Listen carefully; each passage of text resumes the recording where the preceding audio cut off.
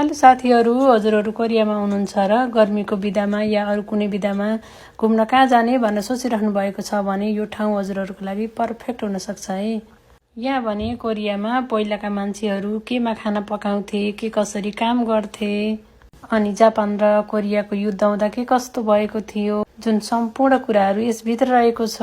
त्यसैले आज हामी यहाँ भित्र जाँदैछौँ। सबैभन्दा पहिला यो भित्र जाँदा त मलाई सेम त्यो लोटे टावरमा माथि जाँदा तल यस्तै थियो कि त्यस्तै लागेको थियो।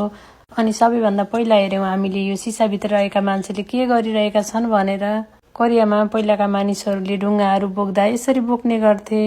ल हेर्नुहोस् त, म यसलाई अझै जुम गराएर पनि देखाउँछु है त। ल हेर्नु त, यसरी गर्थे।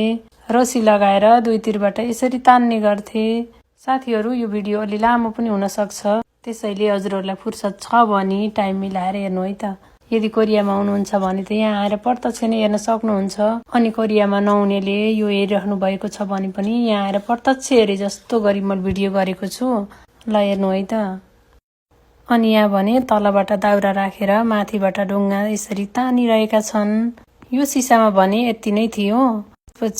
त्यसपछि हामी लाग्यो अर्कोतिर। यतातिर भने मानिसहरू कसरी कपडा धुन्थे, कसरी खाना पकाउँथे, अनि मानिसलाई बोलाउँदा कसरी बोलाउँथे जस्ता देखाएको छ। त्यसपछि लाग्यो फेरि हामी अर्कोतिर। यो चाहिँ कोरियाको इन्डिपेन्डेन्ट हल हो है साथीहरू। अनि यतातिर मानिसहरू के गरिरहनु भएको छ भनेर म पनि त्यहाँ हेर्न गएको त यस्तो रहेछ कि साथीहरू। हुन पनि त्यहाँ मोरी छोसिम लेखेको छ नि त, टाउको नराख्नु होला भनेको छ। अनि त्यो चाहिँ यस्तो ढुङ्गाभित्र राखेको थियो, चारैतिरबाट हेर्न मिल्ने।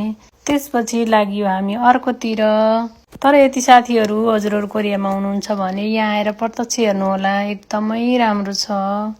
अनि हामी लाग्यो अर्कोतिर, जुन कोरियामा पहिलाका घरहरू कस्ता थिए भनेर। यो चाहिँ कोरियाको हानोक घर भइहाल्यो।